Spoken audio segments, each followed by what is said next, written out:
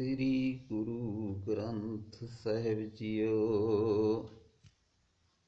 ਅੰਕ 1243। ਮਹਿਲਾ ਪਹਿਲਾ।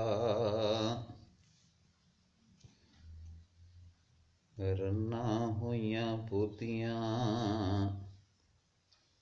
ਪੁਰ ਸੋਏ ਸਾਯਾਦ। ਰੱਬ ਤੋਂ ਵਿਛੜ ਕੇ ਮਨੁੱਖ ਜ਼ਾਲਮ ਹੋ ਰਹੇ ਹਨ ਤੇ ਤੀਵੀਆਂ ਇਸ ਜ਼ੁਲਮ ਲਈ ਸਲਾਹਕਾਰ ਬਣੀਆਂ ਹੋਈਆਂ ਹਨ। ਸੀਲ ਸੰਜਮ ਸੁਚ ਭੰਨੀ ਖਾਣਾ ਖਾਜ ਆਹਾਜ। ਮਿੱਠਾ ਸੁਭਾਅ ਯੁਕਤ ਵਿੱਚ ਰਹਿਣਾ, ਦਿਲ ਦੀ ਸਫਾਈ, ਇਹ ਸਭ ਗੱਲਾਂ ਦੂਰ ਹੋ ਗਈਆਂ ਹਨ ਤੇ ਵੱਡੀ ਆਦਿਕ ਹਰਾਮ ਮਾਲ ਇਹਨਾਂ ਲੋਕਾਂ ਦਾ ਮਨ ਭਾਉਂਦਾ ਖਾਣਾ ਹੋ ਗਿਆ ਹੈ।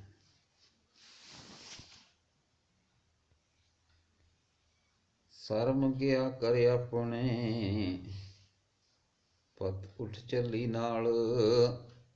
ਸ਼ਰਮ ਦਿਆ ਕਿਤੇ ਆਪਣੇ ਵਤਨ ਚਲੀ ਗਈ ਹੈ, ਭਾਵ ਇਹਨਾਂ ਮਨੁੱਖਾਂ ਤੋਂ ਕਿਤੇ ਦੂਰ ਦਰੇਡੇ ਹੋ ਗਈ ਹੈ। ਅਣਖ ਵੀ ਸ਼ਰਮ ਹਿਆ ਦੇ ਨਾਲ ਹੀ ਚਲੀ ਗਈ ਹੈ। ਨਾਨਕ ਸੱਚਾ ਏਕ ਹੈ ਔਰ ਨ ਸੱਚਾ ਭਾਲ। ਹੇ ਨਾਨਕ, ਜੇ ਸੀਲ ਸੰਜਮ ਸੁਚ ਆਦਿ ਗੁਣ ਲੱਭਣੇ ਹਨ ਤਾਂ ਉਹਨਾਂ ਦਾ ਸੋਮਾ ਸਿਰਫ ਸਦਾ ਕਾਇਮ ਰਹਿਣ ਵਾਲਾ ਪਰਮਾਤਮਾ ਹੀ ਹੈ। ਇਹਨਾਂ ਗੁਣਾਂ ਲਈ ਕੋਈ ਹੋਰ ਥਾਂ ਨਾ ਲੱਭੋ, ਭਾਵ ਪ੍ਰਭੂ ਤੋਂ ਬਿਨਾਂ ਕਿਸੇ ਹੋਰ ਥਾਂ ਇਹ ਗੁਣ ਨਹੀਂ ਮਿਲ ਸਕਦੇ। ਪੌੜੀ। ਬਾਹਰ ਭਸਮ ਲੇਪ ਕਰੇ ਅੰਤਰ ਗੁਬਾਰੀ। ਜੋ ਮਨੁੱਖ ਪਿੰਡੇ ਉੱਤੇ ਤਾਂ ਸਵਾਹ ਮੜ ਲੈਂਦਾ ਹੈ, ਪਰ ਉਸਦੇ ਮਨ ਵਿੱਚ ਮਾਇਆ ਦੇ ਮੋਹ ਦਾ ਹਨੇਰਾ ਹੈ। ਖਿੰਥਾ ਝੋਲੀ ਬਹੁ ਭੇਖ ਕਰੇ ਦੁਰਮਤ ਅਹੰਕਾਰੀ। ਵਾਰ ਗੋਦੜੀ ਤੇ ਝੋਲੀ ਆਦਿਕ ਦੇ ਕਈ ਭੇਖ ਕਰਦਾ ਹੈ ਤੇ ਭੈੜੀ ਮਤ ਦੇ ਕਾਰਨ ਇਹ ਭੇਖ ਦਾ ਅਹੰਕਾਰ ਕਰਦਾ ਹੈ। ਸਾਹਿਬ ਸ਼ਬਦ ਨਾ ਉਚਰੈ ਮਾਇਆ ਮੋਹ ਪਸਾਰੀ। ਪ੍ਰਭੂ ਦੀ ਸਿਫਤ ਸਲਾਹ ਦੀ ਬਾਣੀ ਨਹੀਂ ਉਚਾਰਦਾ, ਨਿਰਾ ਮਾਇਆ ਦੇ ਮੋਹ ਦਾ ਖਿਲਾਰਾ ਹੀ ਬਣਾਈ ਬੈਠਾ ਹੈ। ਅੰਤਰ ਲਾਲਚ ਭਰਮ ਹੈ ਭਰਮੈ ਗਵਾਰੀ। ਉਸਦੇ ਮਨ ਵਿੱਚ ਲਾਲਚ ਹੈ, ਭਟਕਦਾ ਹੈ, ਮੂਰਖ ਠੇਡੇ ਖਾਂਦਾ ਫਿਰਦਾ ਹੈ। ਨਾਨਕ ਨਾਮ ਨ ਚੇਤੀ ਜੂਏ ਬਾਜੀ ਹਾਰੀ। ਪ੍ਰਭੂ ਦਾ ਨਾਮ ਨਹੀਂ ਸਿਮਰਦਾ। ਹੇ ਨਾਨਕ, ਐਸਾ ਮਨੁੱਖ ਮਾਨੋ ਜੂਏ ਵਿੱਚ ਮਨੁੱਖਾ ਜਨ ਦੀ ਬਾਜੀ ਹਾਰ ਜਾਂਦਾ ਹੈ।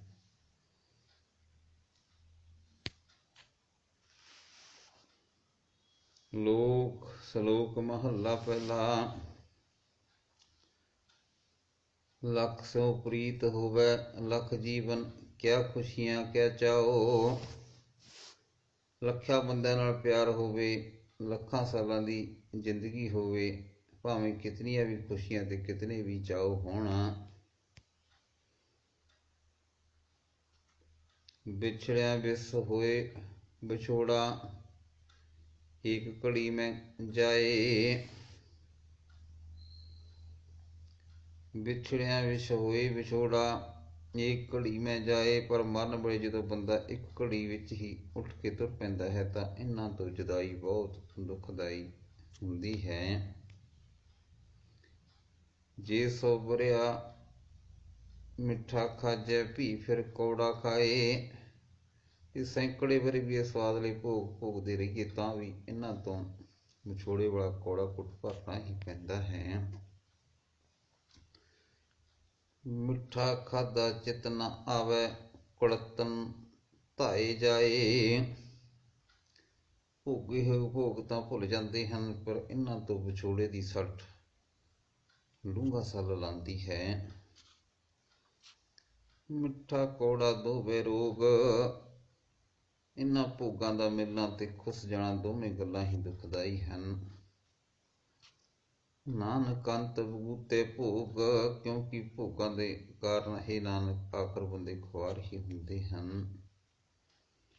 ਝੱਖ ਝੱਖ ਝਖਣਾ ਝਗੜਾ ਝਾਖ, ਨਿਤ ਨਿਤ ਵਿਸ਼ੇ ਭੋਗਣ ਨਾਲ ਵਿਸ਼ੇ ਭੋਗਣ ਦਾ ਇੱਕ ਲੰਮਾ ਚਸਕਾ ਬਣ ਜਾਂਦਾ ਹੈ।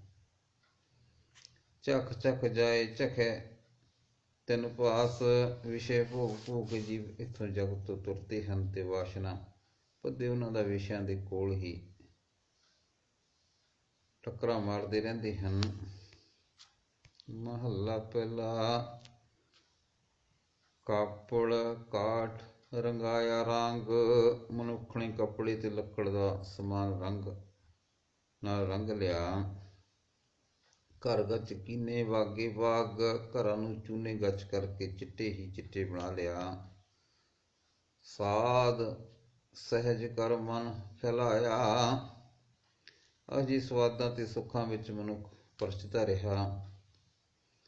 ਤੈਂ ਸਹਿ ਪਾਸੋਂ ਕਹਿਣ ਕਹਾਇਆ, ਪਰ ਇੰਨੀ ਕਮੀ ਹੈ ਪ੍ਰਭੂ ਤੇਰੇ ਪਾਸੋਂ ਉਲਾਂਭਾ ਲਿਆ, ਕਿ ਮਨੁੱਖ ਜਨਮ ਦਾ ਮੂਰਤ ਨਾ ਖਟਿਆ। ਮਿੱਠਾ ਕਰਕੇ ਕੌੜਾ ਖਾਇਆ, ਵਿਸ਼ੇ ਵਿਕਾਰ ਤੋਂ ਆਖਰ ਦੁਖਦਾਈ ਹੁੰਦੇ ਹਨ। ਸਵਾਦਲੇ ਜਾਣ ਤੇ ਮਾਣਦਾ ਰਿਹਾ। ਤਿੰਨ ਕੌੜੇ ਤਨ ਰੋਗ ਜਮਾਇਆ, ਉਸ ਵਿਸ਼ੇ ਭੋਗ ਨੇ ਸਰੀਰ ਵਿੱਚ ਰੋਗ ਪੈਦਾ ਕਰ ਦਿੱਤਾ।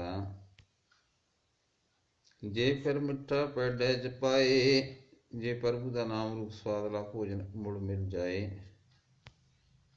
ਤੌ ਕੜਤਨ ਚੂਕ ਸਮਾਏ, ਤਾਂ ਹੀ ਮਾਂ ਵਿਸ਼ੇ ਭੋਗਾਂ ਤੋਂ ਪੈਦਾ ਹੋਏ ਦੁੱਖ ਦੂਰ ਹੋ ਜਾਂਦੇ ਹਨ। ਨਾਨਕ ਗੁਰਮੁਖ ਪਾਵੈ ਸੋਏ, ਪਰ ਹੇ ਨਾਨਕ ਇਹ ਮਿੱਠਾ ਨਾਮ ਉਸੇ ਮਨੁੱਖ ਨੂੰ ਮਿਲਦਾ ਹੈ ਜਿਸ ਨੂੰ ਪ੍ਰਾਪਤ ਲਿਖਿਆ ਹੋਇਆ, ਜਿਸ ਦੇ ਭਾਗਾਂ ਵਿੱਚ ਇਸ ਦੀ ਪ੍ਰਾਪਤੀ ਲਿਖੀ ਹੋਵੇ। ਪੌੜੀ। ਜਿਨ ਕੇ ਹਿਰਦੇ ਮੈਲ ਕਪਟ ਹੈ, ਬਾਹਰ ਧਵਾਇਆ, ਜਿਨ੍ਹਾਂ ਮਨੁੱਖਾਂ ਦੇ ਹਿਰਦੇ ਵਿੱਚ ਸਫਾਈ ਨਹੀਂ ਧੋਖਾ ਹੈ, ਪਰ ਸਰੀਰ ਨੂੰ ਬਾਹਰੋਂ ਧੋ ਕੇ ਰੱਖਦੇ ਹਨ। ਕੂੜ ਕਪਟ ਕਮਾਉਂਦੇ ਕੂੜ ਪ੍ਰਗਟੀ ਆਇਆ, ਉਹ ਆਪਣੇ ਹਰੇਕ ਕਾਰ ਵਿਹਾਰ ਵਿੱਚ ਝੂਠ ਤੇ ਧੋਖਾ ਹੀ ਵਰਤਦੇ ਹਨ, ਪਰ ਝੂਠ ਉਗੜ ਹੀ ਆਉਂਦਾ ਹੈ। ਅੰਦਰ ਹੋਏ ਸੋ ਨਿਕਲੈ, ਨਹਿ ਛਪੈ ਛਪਾਇਆ, ਕਿਉਂਕਿ ਮਨ ਦੇ ਅੰਦਰ ਜੋ ਕੁਝ ਹੁੰਦਾ ਹੈ ਉਹ ਜ਼ਾਹਰ ਹੋ ਜਾਂਦਾ ਹੈ, ਲੁਕਾਇਆ ਲੁਕ ਨਹੀਂ ਸਕਦਾ।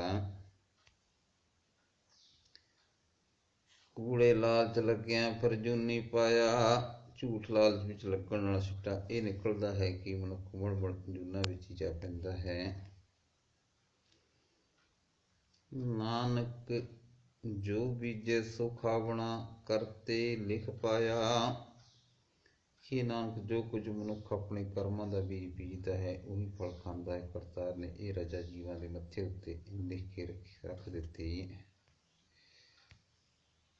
ਸ਼ਲੋਕ ਮਹੱਲਾ ਦੂਜਾ। ਕਥਾ ਕਹਾਣੀ ਵੇਦੀਆਣੀ, ਪਾਪ ਪੁੰਨ ਵਿਚਾਰ, ਜੋ ਤਲੀਮ ਵੇਦਾਂ ਨੇ ਲਿਆਂਦੀ ਭਾਵ ਦਿੱਤੀ, ਉਸ ਵਿੱਚ ਵਿਚਾਰ ਹੈ ਕਿ ਪਾਪ ਕੀ ਹੈ ਤੇ ਪੁੰਨ ਕੀ ਹੈ। ਦੇ ਲੈਣਾ ਲੈ ਲੈ ਦੇਣਾ, ਨਰਕ ਸੁਰਗ ਅਵਤਾਰ।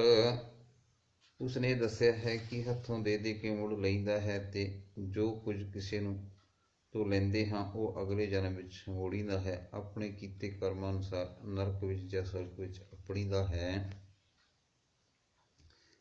ਉੱਤਮ ਮੱਧਮ ਜਾਤੀ ਜਿਨਸੀ, ਭਰਮ ਭਵੈ ਸੰਸਾਰ। ਇਹ ਤਾਲੀਮ ਅਨੁਸਾਰ ਦੁਨੀਆ ਉੱਚੀਆਂ ਨੀਵੀਆਂ ਜਾਤਾਂ ਦੇ ਕਿਸਮਾਂ ਦੇ ਵਹਿਮਾਂ ਵਿੱਚ ਖੁਆਰ ਹੁੰਦੀ ਹੈ। ਅੰਮ੍ਰਿਤ ਬਾਣੀ ਤਤ ਵਖਾਣੀ, ਗਿਆਨ ਧਿਆਨ ਵਿੱਚ ਆਈ। ਗੁਰੂ ਦੀ ਬਾਣੀ ਨਾਮ ਅੰਮ੍ਰਿਤ ਨਾਲ ਭਰੀ ਹੋਈ ਹੈ ਤੇ ਪ੍ਰਭੂ ਦੇ ਗੁਣ ਬਿਆਨ ਕਰਦੀ ਹੈ।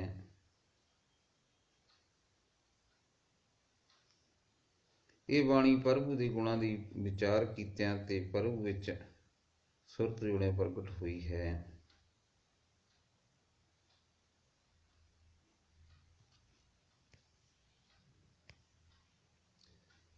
ਗੁਰਮੁਖ ਆਖੀ ਗੁਰਮੁਖ ਜਾਤੀ, ਸੁਰਤੀ ਕਰਮ ਧਿਆਈ। ਜੋ ਬਾਣੀ ਗੁਰੂ ਨੇ ਉਚਾਰੀ ਹੈ, ਜਿਹਦੇ ਡੂੰਘੇ ਭੇਦ ਨੂੰ ਗੁਰੂ ਨੇ ਸਮਝਿਆ ਹੈ, ਗੁਰਮੁਖ ਆਖੀ ਗੁਰਮੁਖ ਜਾਤੀ, ਸੁਰਤੀ ਕਰਮ ਧਿਆਈ, ਇਸ ਨੂੰ ਸੁਰਤਿਆਂ ਨੇ ਜਪਿਆ ਹੈ।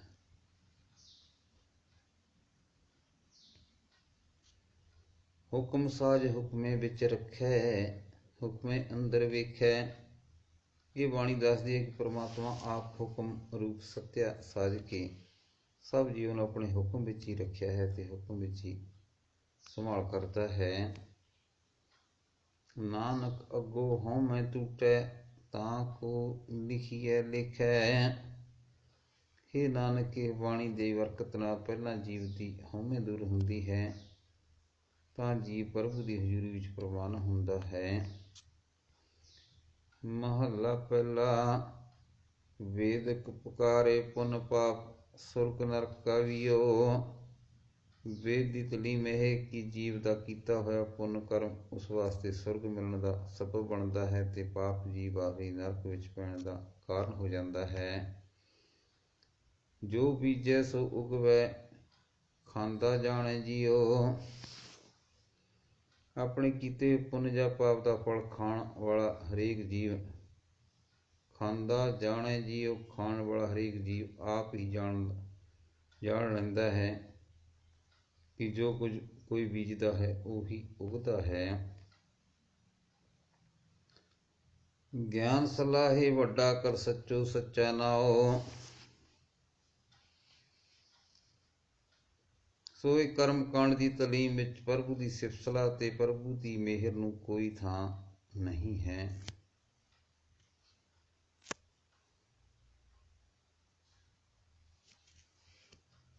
ਪਰ ਗੁਰੂ ਦਾ ਬਖਸ਼ਿਆ ਗਿਆਨ ਪਰਮਾਤਮਾ ਨੂੰ ਵੱਡਾ ਆਖ ਕੇ ਉਸ ਦੀ ਸਿਫਤ ਸਲਾਹ ਕਰਦਾ ਹੈ। ਗਿਆਨ ਸਲਾਹੇ ਵੱਡਾ ਕਰ, ਸੱਚੋ ਸੱਚਾ ਨਾਉ, ਤੇ ਦੱਸਦਾ ਹੈ ਕਿ ਪ੍ਰਭੂ ਦਾ ਨਾਮ ਸਦਾ ਕਾਇਮ ਰਹਿਣ ਵਾਲਾ ਹੈ।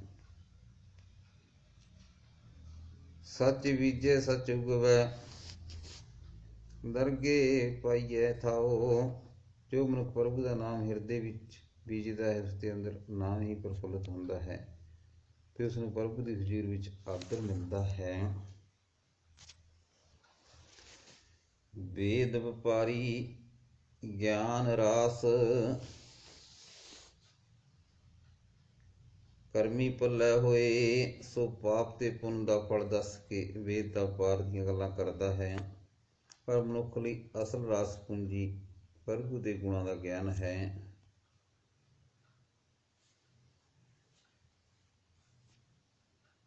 ਤੇ ਇਹ ਗਿਆਨ ਪ੍ਰਭੂ ਦੀ ਮਿਹਰ ਨਾਲ ਗੁਰੂ ਤੋਂ ਮਿਲਦਾ ਹੈ।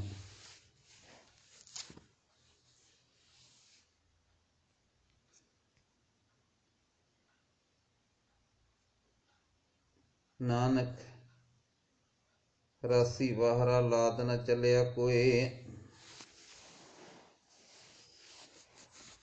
ਇਹ ਨਾਨਕ, ਇਹ ਗਿਆਨ ਰੂਪ ਪੂੰਜੀ ਤੋਂ ਬਿਨਾਂ ਕੋਈ ਮਨੁੱਖ ਜਗਤ ਤੋਂ ਨਫਾ ਖੱਟ ਕੇ ਨਹੀਂ ਜਾਂਦਾ।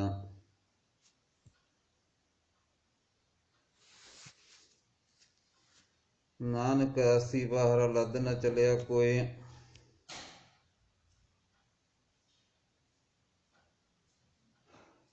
ਇਹ ਨਾਨਕ, ਇਹ ਗਿਆਨ ਰੂਪ ਪੂੰਜੀ ਤੋਂ ਬਿਨਾਂ ਕੋਈ ਮਨੁੱਖ ਜਗਤ ਤੋਂ ਨਫਾ ਖੱਟ ਕੇ ਨਹੀਂ ਜਾਂਦਾ।